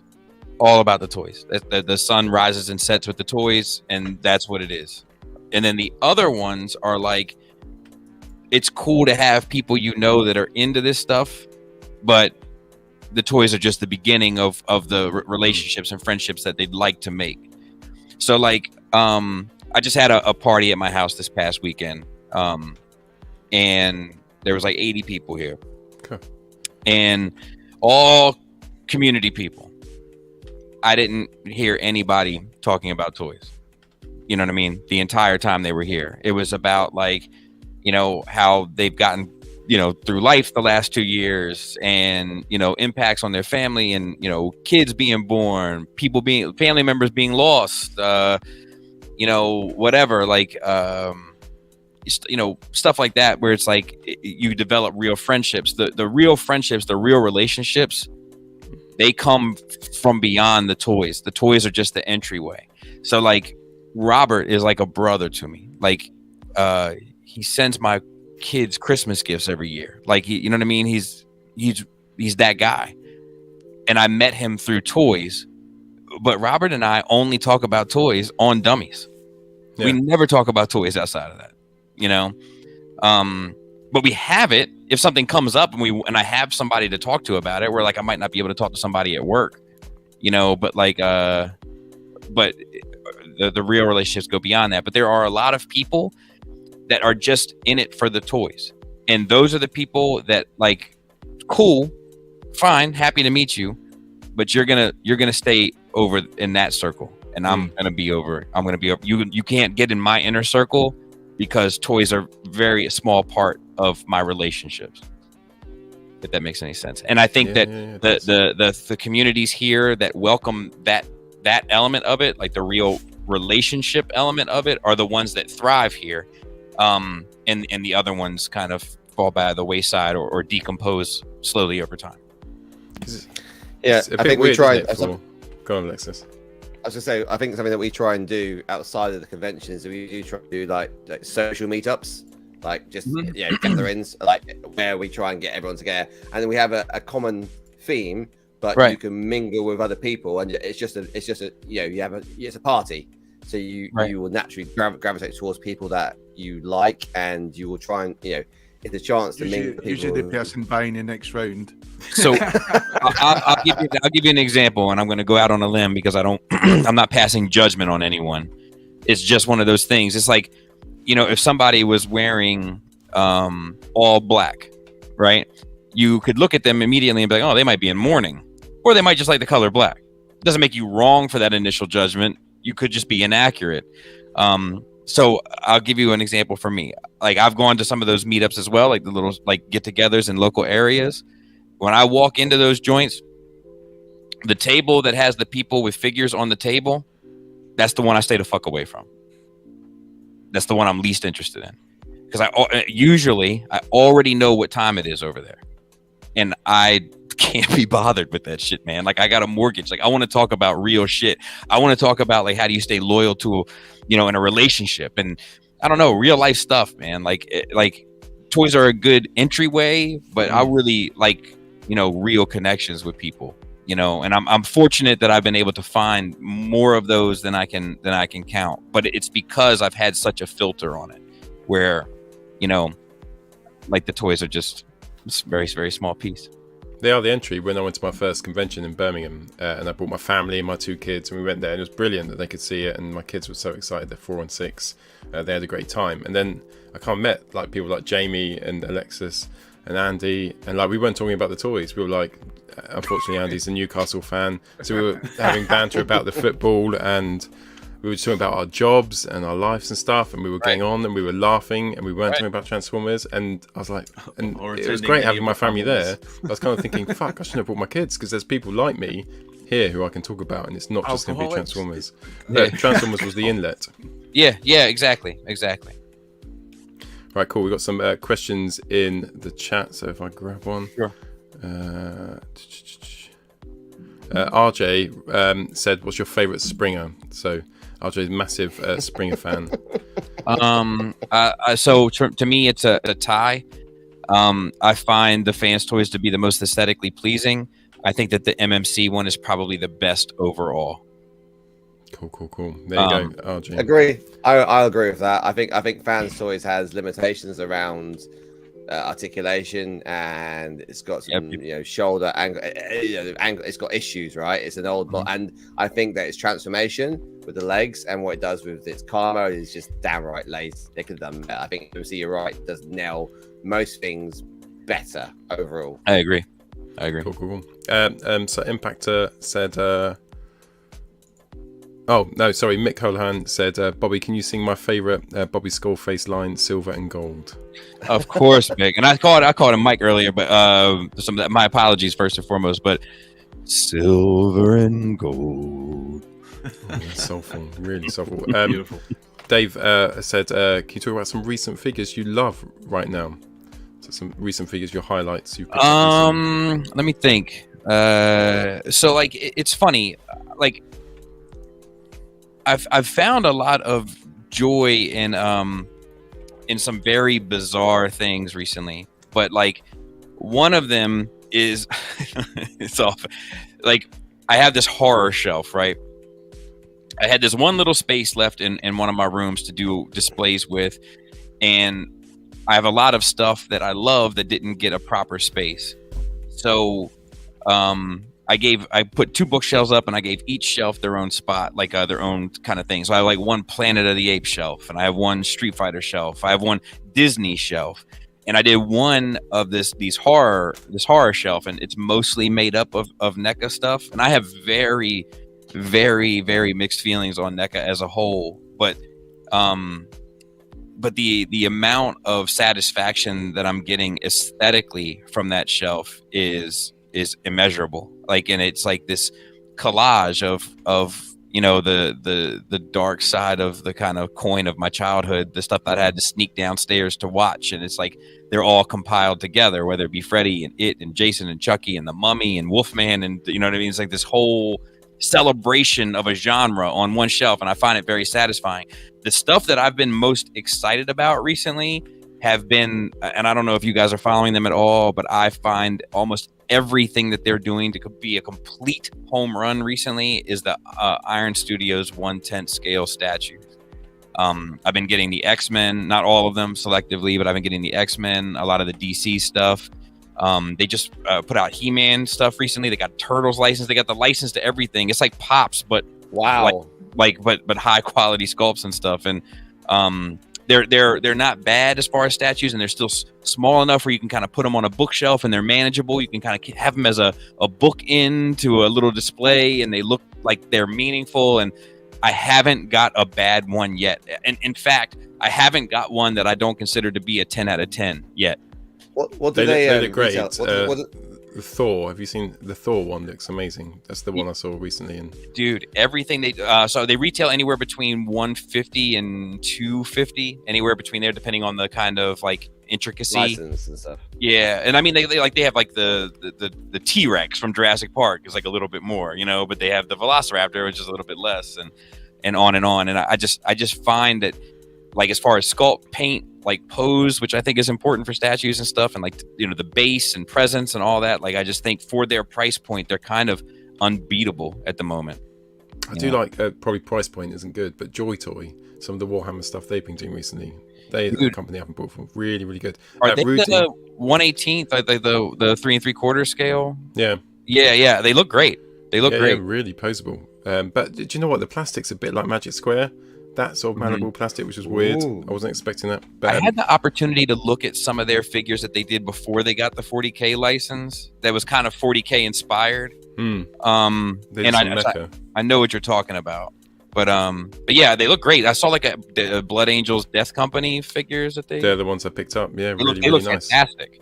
They look fantastic. And they come with loads of options. So I bought 3 packs of them, which was a big expenditure, but it was worth it because you can make the packs, you can make them look like 18 different Blood Angels. It's really cool. So Rudy, one of my favourite people in the world, has asked, is there a cartoon that you would like to see made into toys, whether it be NECA, Super 7, any company really? Battle of the Planets is an example for himself. So 100%. It came up recently in a sit down Saturday, but I don't want to say all that I would give, but I would do unspeakable things on OnlyFans for a Flight of Dragons collection.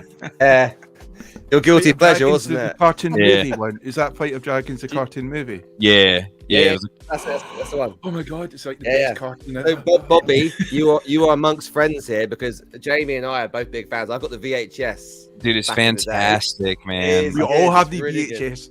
So, No, I have a. DVD.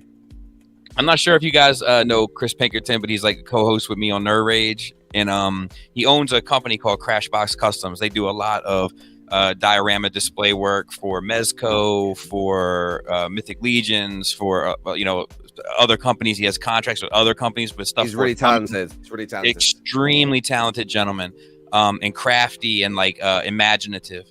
But I say that to say this. He's done stuff for Mythic Legions and has talked to some of those folks, and I keep pressing him, dude, you got to get them to do some fucking Flight of Dragons homages, because they do homages to like Trapjaw from He-Man and Skeletor. Like they do homages, like obvious homages, and they do wizards and knights and all that shit. So I'm like, dude, come on. But so far, no luck, no dice. But I would buy every single one of them. Every single one. And you could almost name your price. No one asked me, but my answer was Starcom. Masterpiece Starcom. Oh my god, I would do dirty things with that. Right, so Exilian XLR, our friend Brad said, in the middle of the gathering guy or watch and listen from the side kind of guy. Not sure what that means. I think he means socially. Is he in the middle, kind of conducting things, or is he just listening at the side and taking it all in? I am 100% always in sexual. I'm not sure. I'm both. I'm in the middle, and sometimes to my detriment. But yeah, I'm a like this sounds. I hate talking about myself in any sort of positive light, but like I'm a for people that know me, they know like I'm a life of the party kind of dude. Like when I come in, like I'm immediately with the jokes and the antics and the bullshit, and I'm trying to get everything turned up. And I get that from my mother, just without the alcoholism. My man. Alexis is like that as well, especially when it's not his round. Here's Lily said, what got you into collecting, and what made you think, yeah, this is for me? I mean, honestly, it was Play Arts Kai. If you're familiar, I got their Arkham City Harley Quinn and their Dark Knight Joker, and it was just seeing the advancements that had been made in action figures since the last time I had kind of dabbled in them. And then I started looking at American stuff again, and I was like, oh, maybe the advancements aren't really that far, actually. But like, I wasn't aware of the kind of import stuff before I got out. But like, all those figures, they have some build quality issues as well. Don't get me wrong, but like, that was kind of my introduction into kind of adult collecting, and all of those figures were like masterfully hand painted, and I think that is why I became like the paint stickler, because my introduction back into this stuff was with some of the most beautiful pieces that have been released in the past 20 years, in my opinion. Arif, I asked a question for Bobby. Fanstoys Fort Max. Does it seem stupidly too big, costly? I mean, stupidly too big? No. I mean, I guess it's accurate. I guess it's not accurate, right? But I guess it's not big enough in some ways. So like, and you can make an argument that it's kind of a manageable size. But that being said, like I don't think I'm getting it. Like I just don't have the room, and that character doesn't mean anything to me. They probably could have got me with a Triptychon. I'll be honest. Like but and maybe a Metroplex. but with Fort Max, like, I mean, dude, I'll be honest with you. Like, until like the last couple of years, I didn't even know about Cerberus and all that I had no idea. Like, I'm not that knowledgeable about it, So like, it's like I don't know what the price is going to be on it. I think Fanstoys stuff has started knocking on the door of what the community is going to allow for prices. Like, we used to see stuff sell out. Now not so much, and now when stuff does sell out, it usually becomes available the closer you get to release, because people are like, you know what, I'm not spending $300 on that. So I would hope that they're keeping an eye on their prices, but like my answer, I guess, to him is ultimately yes and no. Yes, I think it's too big, but it's too big for my collection. But on the other side of that coin, it's not big enough to be properly in scale. So, it's just. You mean in scale with other Masterpiece figures? Yeah. Just not the real Fortress Maximus. Right, because it would be the biggest fucking house. You know what I mean? Not big enough for me. so you know what I mean? So that's the thing, is like it's I think it's a manageable size. I personally don't have the space for it. So I think I'm out. On that note, you mentioned about, like, you said you're not as you said you just meant to come across Cerebros. What's your, what did you? So personally, I watched season 1, season 2. I've just caught up on season 3. I've watched parts of it and I've now finished it. I've watched the Rebirth. I had Rebirth on VHS. I haven't watched it. I haven't watched any of the Japanese stuff at all. I've read like probably like 2/3 of the IDW so far. I'm like up to like Lost Light when Overlords come out and stuff like that. So that's my sort of Transformer knowledge. What's your, how far have you stretched in the sort of in the lineage? What have you? So I mean, I only knew seasons 1 through 3 until I got back into collecting. I knew a lot of the characters from Rebirth, but I didn't know it was actually in a cartoon. But then when they put the DVDs out, that's when I saw those, like the Rhino DVDs that were in the silver box. That's when I got familiar with those. I did watch Headmasters. I found it kind of painful to get through, and then I watched, I think, 2 episodes of Master Force, whatever the hell that shit was called. I kept falling asleep on it. I abandoned ship. I watched the first season of Beast Wars once again as an adult, and can subjectively say that it's a good story that looks awful. And and then I watched, and then I love the War for Cybertron, Fall of Cybertron games. And I read the IDW comics, and I guess I read the Dreamwave comics, the short run of them. But that's about it. Like IDW, the phase that you're getting into now, like the Lost Light phase, is probably my favorite Transformers fiction ever in the history of Transformers. It's class. We're running out of time, so Alexis, any questions? Because Alexis is probably your biggest fan from here, and obviously I'm a massive fan, and in Jamie Watch. But Alexis, any more questions from your dodgy internet? Yes, I had a couple, so I think you've answered most. Yeah, of them, go for it. I guess. I'm here for it. I still got time, so I'm on my end. Cool. Yeah. I guess. Obviously, Lara's quite into the same she collects as well. Was she always into collecting, or did you? My Laura? Yeah. My Laura is not into collecting. Oh, she's not into collecting. Not at all.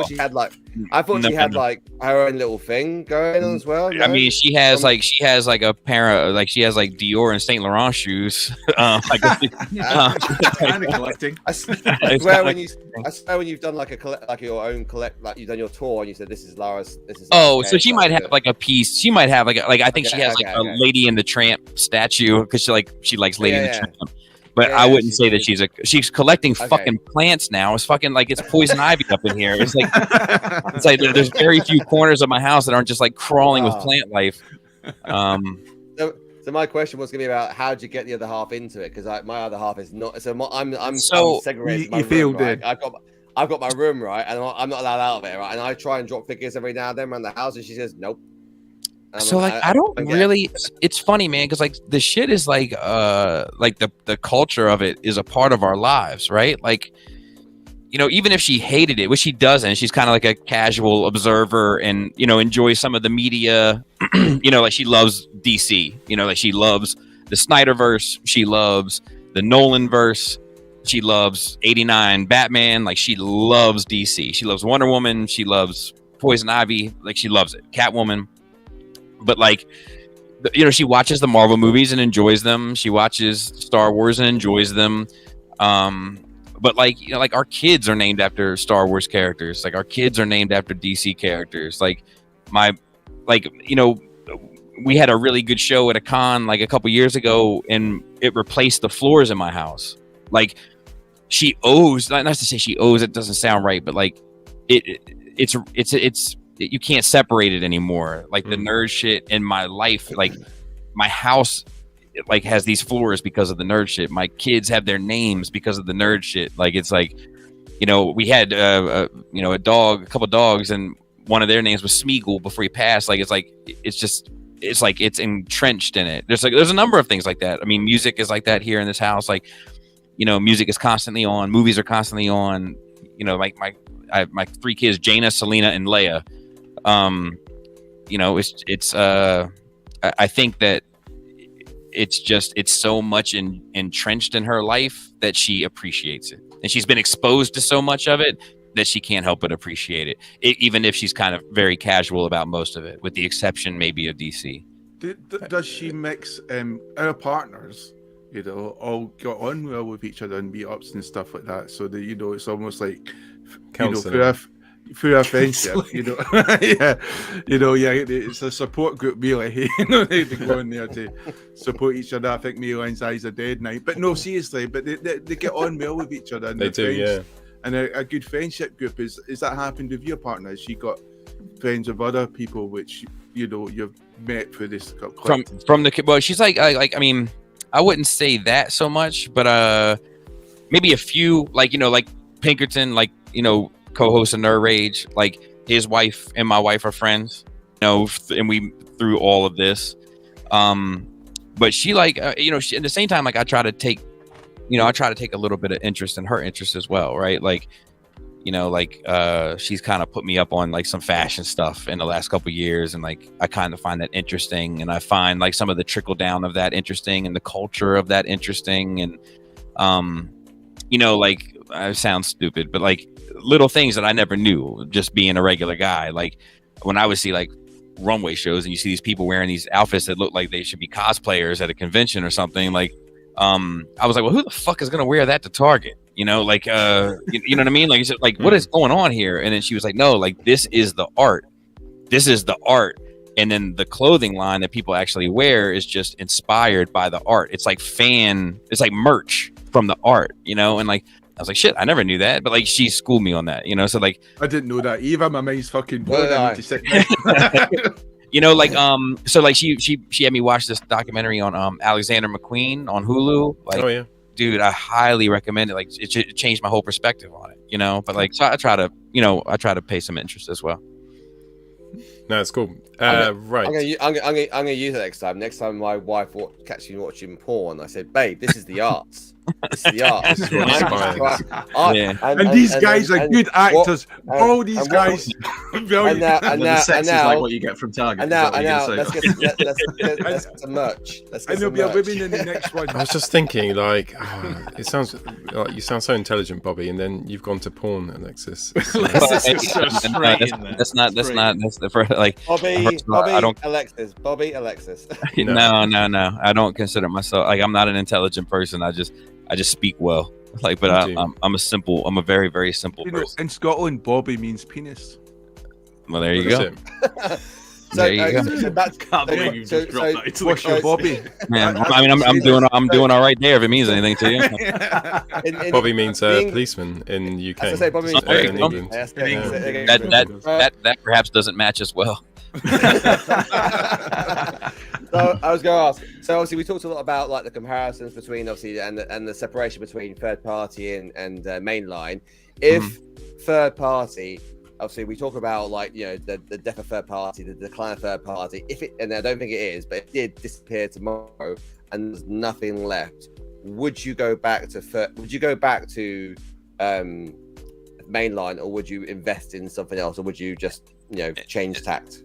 No, I'm like, because I'm actually like, I'm kind of like, I still see obvious holes in my collection, but if it were to all end tomorrow, I'm kind of content with what I have. Like, you know, I'm frustrated that I don't have certain things dead end for one, but like, when I look at my collection as a whole, right? Not like shelf by shelf, but I sit on my couch and I turn the lights on and I look at my collection as a whole, I'm happy. You know, so anything from here on out to me is almost like a bonus. Oh yeah, I was going to ask. So you mentioned your guilty pleasure around. Sorry, not guilty pleasure. Your the pleasure you get from the NECA stuff, like the sort of like the naughty stuff. When you So I find when I walk into a room, when I walk into my room, head turns towards a certain point. Does your head turn towards a certain point when you walk into a room each time? Or is it that section? No, like because like I honestly I don't get to enjoy it as much as I would like to. I wish I got to enjoy it more, honestly. Like often when I go down to the basement, I'm going down there to work, you know, and then I'm done and I come back up and I'm sitting in this room editing for the next 8 hours, and then, you know, rinse and repeat, you know. So like every now and then I get to spend some time down there.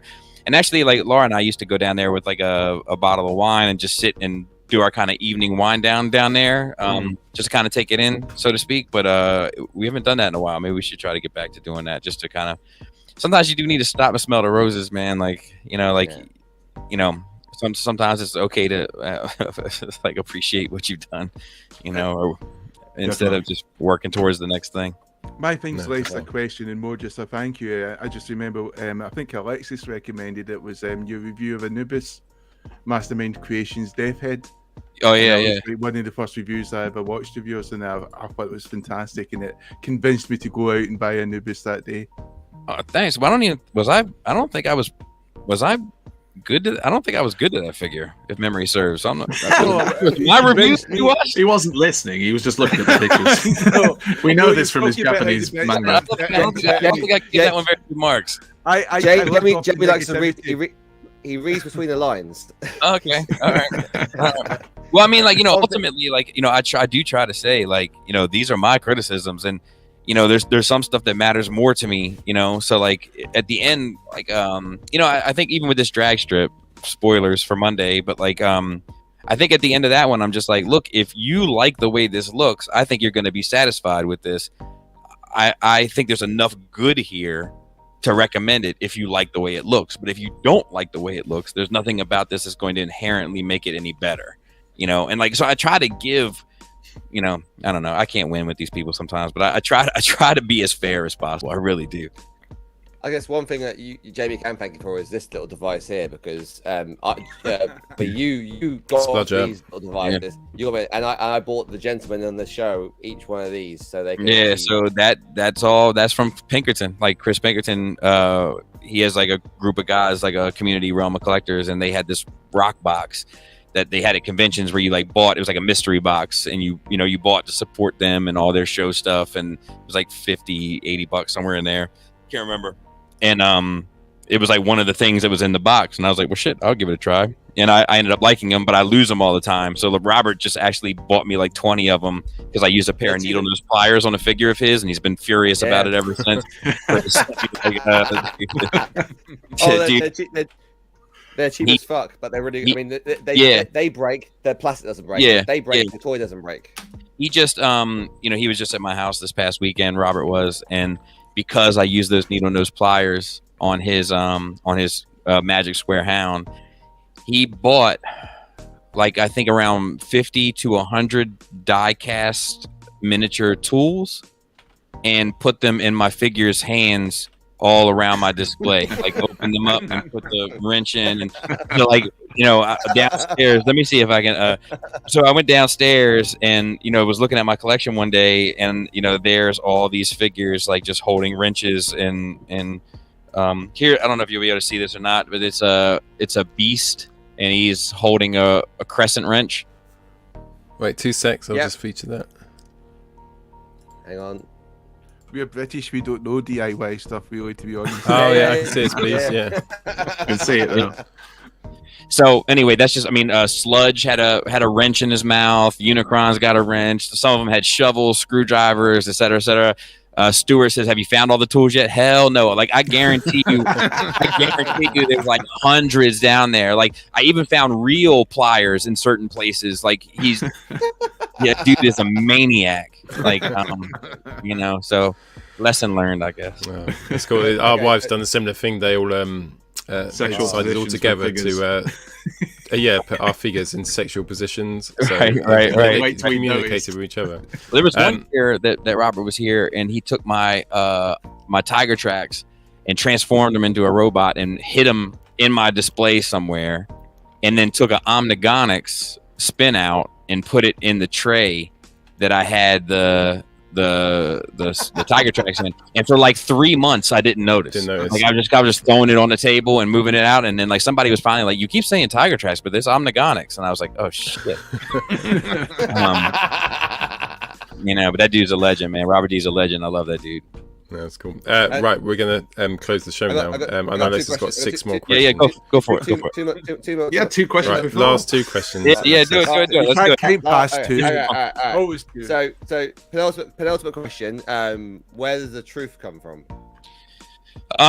So when I started doing reviews, I mean, I'm not picking on anybody. I wish everybody the best. But when I started doing reviews, I was watching a lot of reviewers, and everybody praised everything, and then I would buy it, and I would be like, this thing is a piece of shit.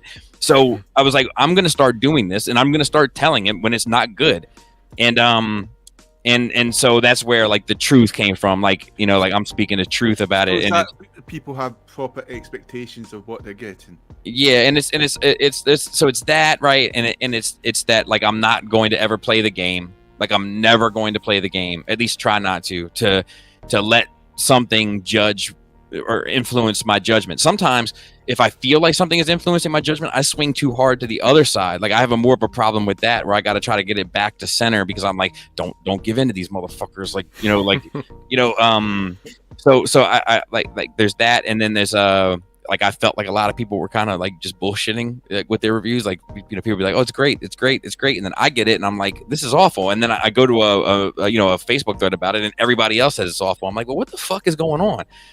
So it's that, and then it was also the idea that I'm always going to be honest about my situation, you know, and try to be as transparent as possible. And I think, to be fair, it's had an impact. Like I think the reviewers across the board have gotten a little bit more critical, you know, some not a whole ton, but I think there's a little bit more out there, and I love to see it. So I understand what you're saying. Just so you know, Hasbro. You would say that. So I understand what you're saying, Bobby, and I do see. I see in the community. I see what you're saying, and I think that, and what drew me towards you as a channel and as your reviews was your open and pragmatic view on the figures, and I thought, you know, I want to try, if I can, I want to view your. You know, I don't always agree with it, as you don't always agree. But it's nice. Right. I love to see your opinion, because it's interesting to see like that. And what I do like about your explanation thing is you describe something in a certain way. Otherwise, then, you know, put this here, put this there, put this there, and it's like you actually have a very descriptive way about how you transform. And I do appreciate that. Well, that's the thing, is like many a lot of times, people may not agree, or they may agree or disagree with my opinion, but at least I have an opinion. You know, you can count on me. I'm going to feel a way about this thing by the end of it, you know, and maybe you agree, maybe you disagree, but it's not just going to be vanilla, not with me, you know. What's the second question? Last question. So, what do you think of this version 3 KO Prime? Are you going to review it yourself? Is it? It's quite He's got it in there. So look at the backpack. There's massive difference. The transformation. So, you know, I don't do KOs on my channel, so it won't be with me. Okay, never mind. It won't be with me. Okay.